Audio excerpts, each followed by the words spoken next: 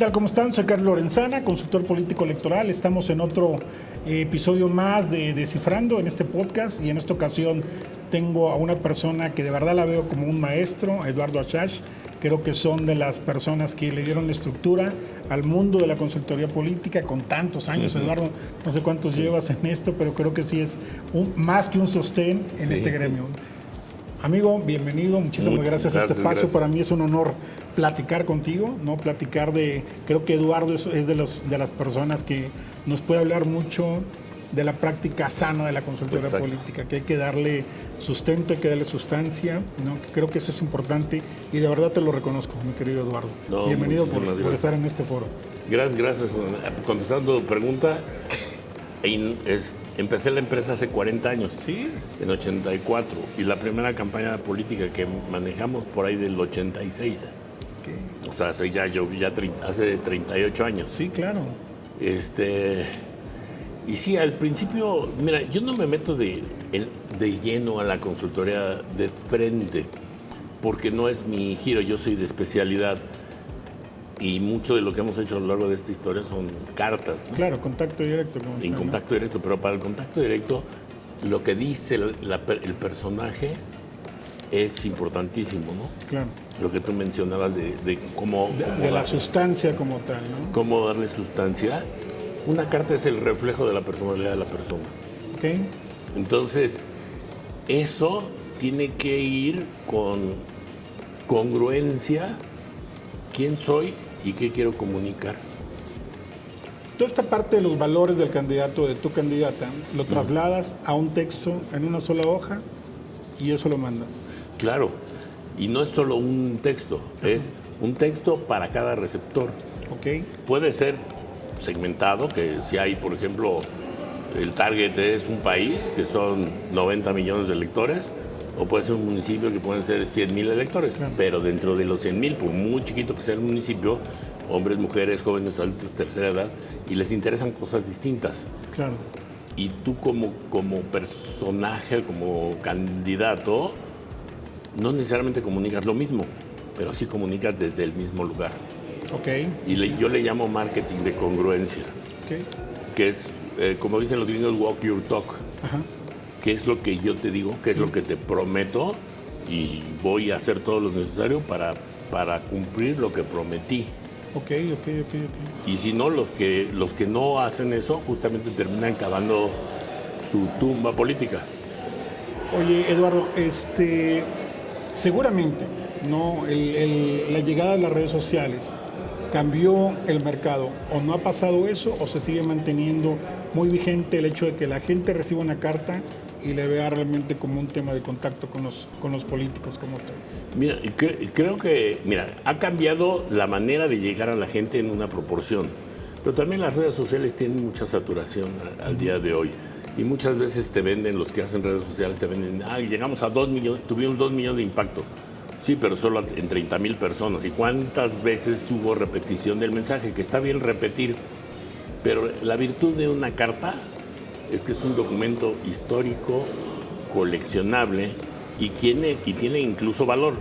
Tan valor que hay en subastas históricas, se han pagado $5 millones por cartas. ¿Por una carta? De famosos.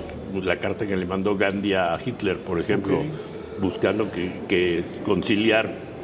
Obviamente Hitler no iba a conciliar nada, pero no por eso dejó de Gandhi mandar su carta, ¿no?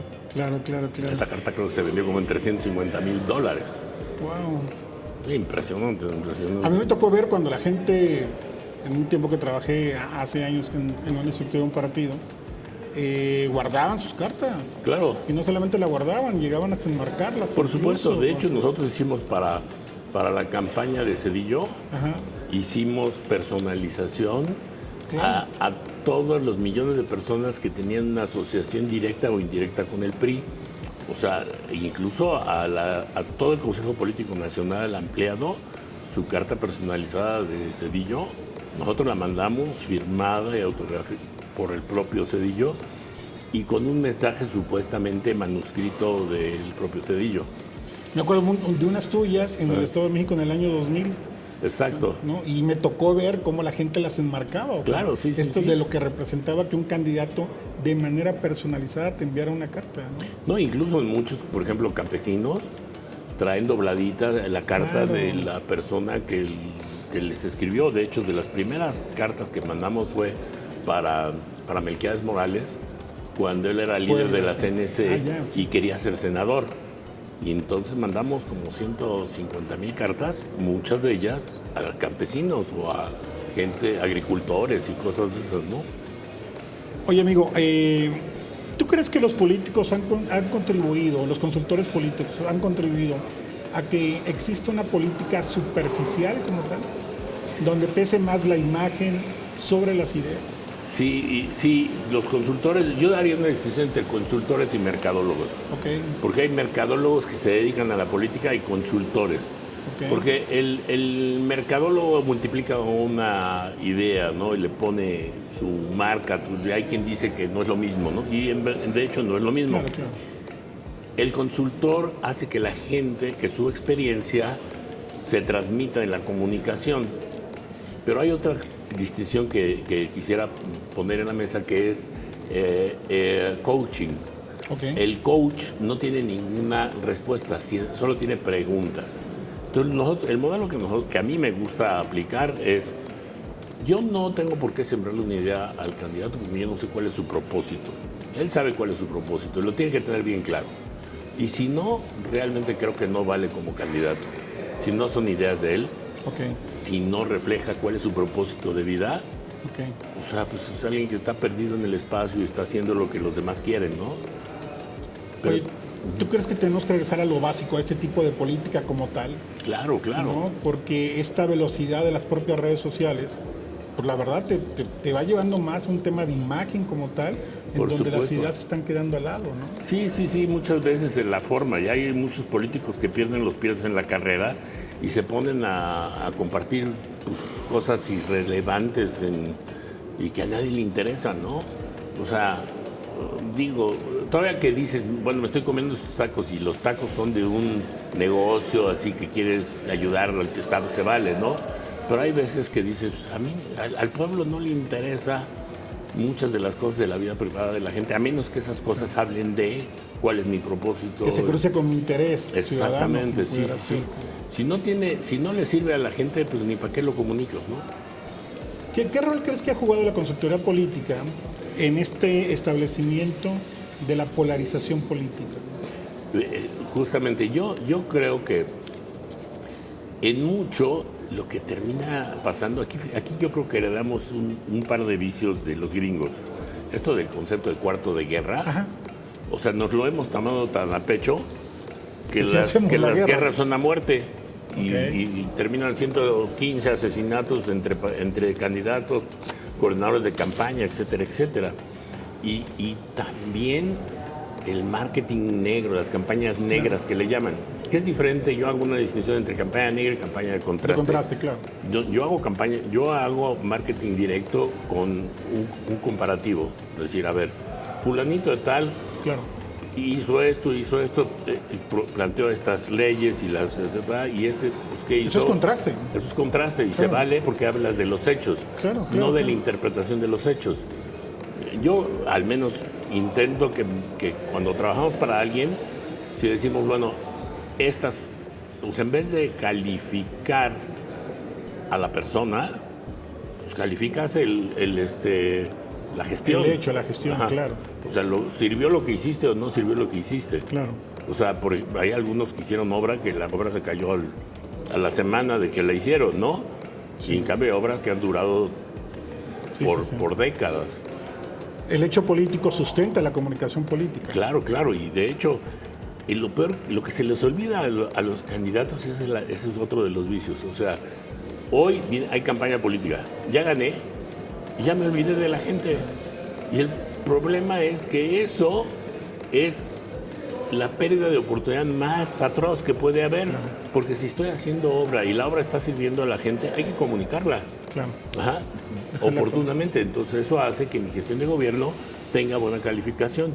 Y si yo ya voy a aspirar al siguiente puesto, ponte tú, de presidente municipal a gobernador, es mucho más fácil llegar que si no comuniqué durante mi gestión de presidente municipal, que es lo que hice para los ciudadanos, ¿no? Eduardo, ¿consideras que el éxito de un consultor se mide por obtener una victoria electoral o por la gestión del tipo de gobierno que promueva? Un poco de las dos, creo que más por la gestión de gobierno, porque si la consultoría está bien orientada, el cuate cuando llegue va a hacer justamente todo lo humanamente posible por cumplir aquello que prometió. Y yo creo que un buen consultor no puede preciarse de ser bueno si su cliente se olvidó de los ciudadanos y dejó de hacer lo que prometió. ¿Hay alguna responsabilidad de la consultoría política en esta eficiencia de gobierno? Por supuesto que sí, casi como los maestros japoneses cuando cachan a un niño robando, el que va a ofrecer disculpas a la tienda es el maestro, porque educó mal al chavo. Y yo creo que el consultor político no se puede hacer guaje de que perdió él y gané yo, ¿no? O sea, ganamos o perdimos juntos. Y creo que si hizo un buen trabajo el consultor, debería mantenerlo el personaje para ayudarlo precisamente a que se mantenga esa congruencia de todo lo que pasó en la precampaña, campaña y los primeros meses de gobierno, ¿no? Oye, ¿hasta qué punto la consultoría política es responsable de la desconfianza ciudadana? Yo creo que, mira, se podría excusar, pero yo creo que es inexcusable. O sea, yo creo que el consultor político es corresponsable. Es más, yo creo que si alcanza a delatarse el cuate que quiere aspirar o que aspira nada más por el poder mismo.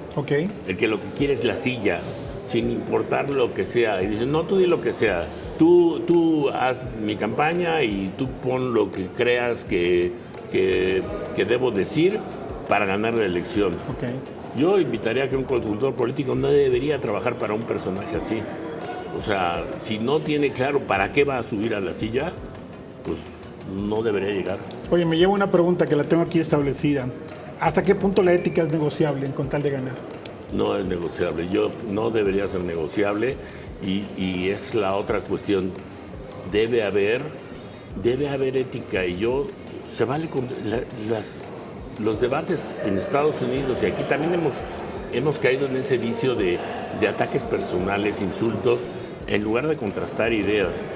Y por supuesto que sí, o sea, creo que pues hay que ser corresponsables. ¿Eso justifica porque eso, entrecomillado, vende en las redes sociales?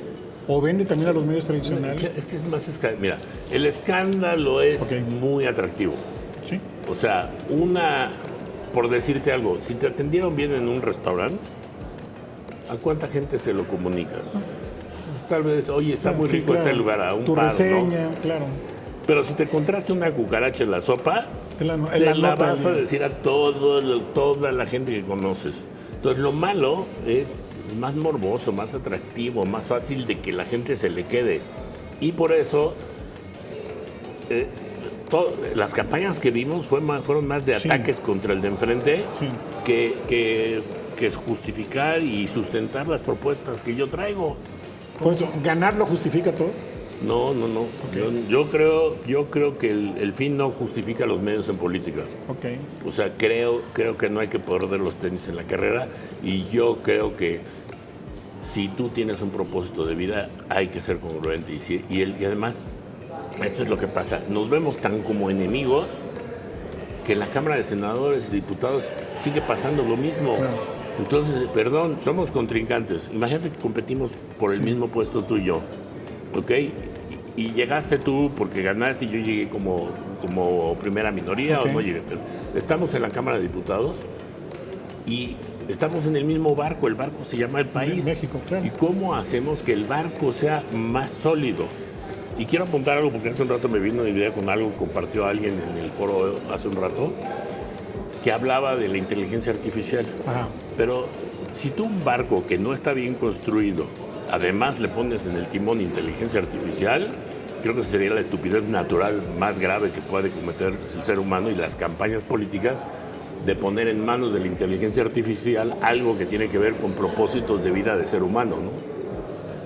Oye, ¿qué opinas sobre la relación entre la consultoría política y la manipulación de la opinión pública a través de las fake news?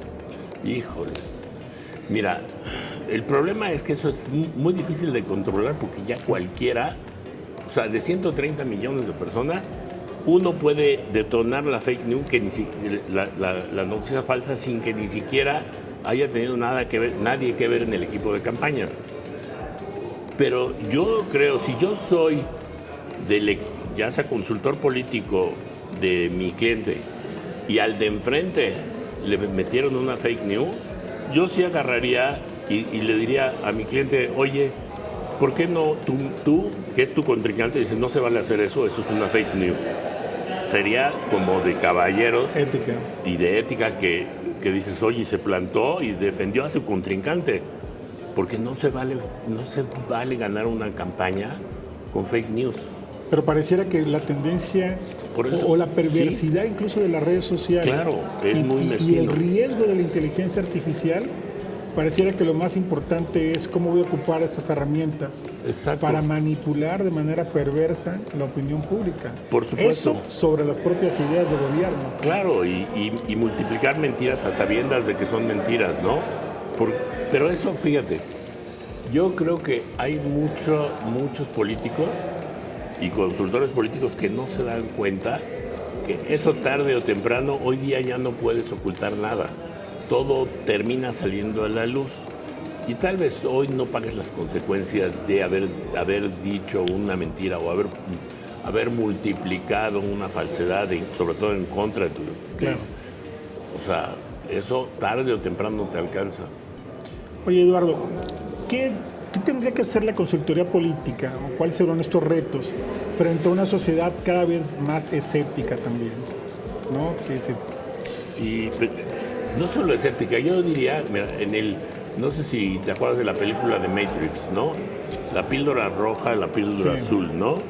¿Quieres saber la verdad? ¿Quieres tirarte al hoyo del conejo? ¿O quieres seguir te drogando con todo esto que pasa en las redes, ¿no? Y ese es el problema. Jean Baudrillard, que fue del que se basaron para hacer esto, tiene un libro que se llama Simulacra y Simulation, que habla de la simulación, como por ejemplo calcular la probabilidad de que si yo aviento cerillos acá, ¿cuántos van a caer cruzando una raya del mosaico? Pues este cuate dice, no cabe duda que estamos condenados porque Napoleón creo que era el que decía que no había que confundir el mapa con el territorio. Y dice, el problema es que las generaciones actuales están viviendo su vida en el mapa y no se dan cuenta que están en el mapa, o sea, en la simulación. Y el problema dice, no, el problema es más grave aún, es que el mapa y el territorio ya se colapsaron. Claro. Entonces, lo que es las redes sociales y toda esta cuestión ya es parte de la vida cotidiana y es el mapa. Y ya no sabes qué es lo real. No, se está perdiendo esa parte. De hecho, se está perdiendo. Claro. Y hay gente que vive su vida y se mete a jueguitos donde arma la familia y esto y lo otro y la vive como si fuera real, ¿no? Saramago lo decía con una frase que decía, estamos viviendo como en la caverna de Platón. Exacto. Viendo imágenes, pensando que es la realidad. Exactamente. Sí. Y las nuevas generaciones ya no saben cuál es la realidad. Coincido contigo. Eduardo, ¿cuáles son los retos que va a enfrentar la consultoría política? Yo creo que sí hacer la distinción de qué es real y qué no es real, número uno, hasta ese nivel. Dos, hasta dónde hay que llegar para rescatar pues nuestra sociedad, porque al paso que vamos, o sea, y por eso todas las series estas de ciencia ficción, ¿a poco has visto series de ciencia ficción futuristas donde estás en un futuro mágico? Prácticamente todas nos condenan, ¿no? Entonces el reto es no condenarnos en el camino, porque sí estamos erosionando la credibilidad del ciudadano cada vez más. Y entonces ya vale gorro, por eso los partidos ya no importa, ya se desdibujaron. Ok. La última pregunta, mi Eduardo.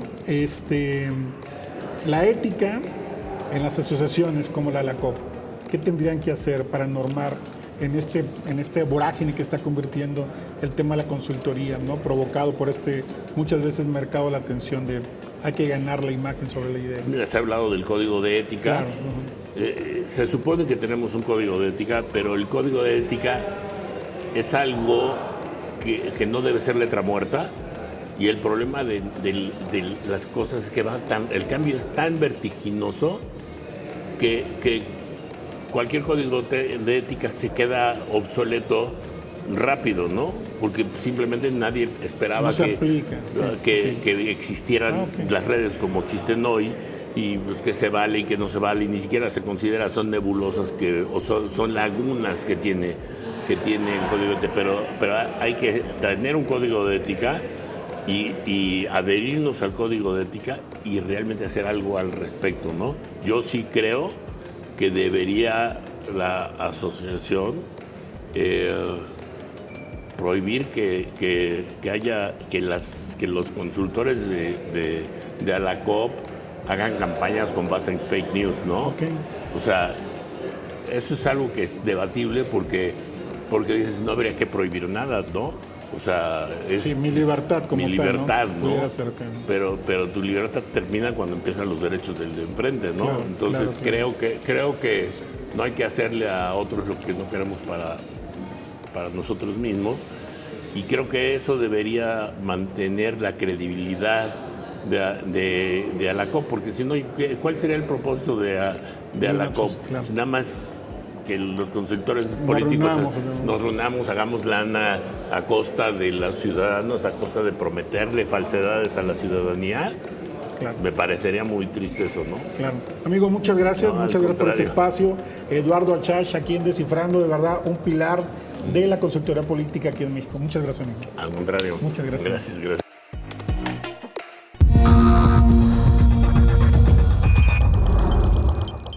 Descifrando con Carlos Lorenzana.